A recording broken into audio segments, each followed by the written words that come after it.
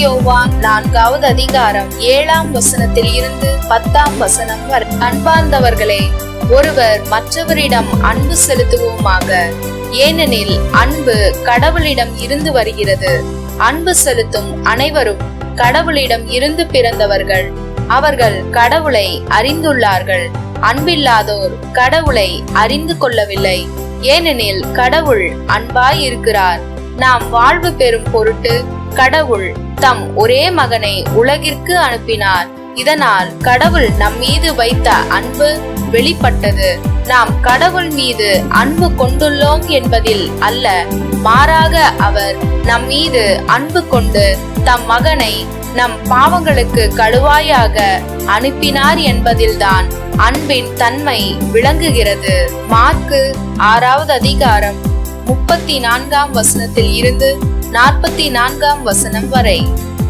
அக்காலத்தில் இயேசு படகில் இருந்து கலிலேயா கடற்கரையில் இறங்கிய போது பெருந்திரளான மக்களை கண்டார். அவர்கள் ஆயரில்லா ஆடுகளைப் போல் இருந்ததால் அவர்கள் மீது பரிவு கொண்டு அவர்களுக்கு பலவற்றை கற்பித்தார். இதற்குள் நெடுநேரமாகிவிடவே சீடர் அவரிடம் வந்து, இவ்விடம் பாலை நிலமாயிற்றே, ஏற்கனவே நெடுநேரம் ஆகிவிட்டது.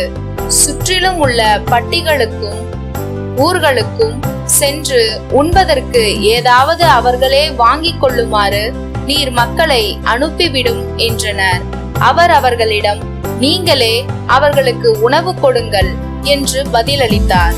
அவர்கள், நாங்கள் போய் 200 தெனாரியத்திற்கு அப்பம் வாங்கி இவர்களுக்கு உண்ண கொடுக்க வேண்டும் என்கிறீரா என்று கேட்டார்கள்.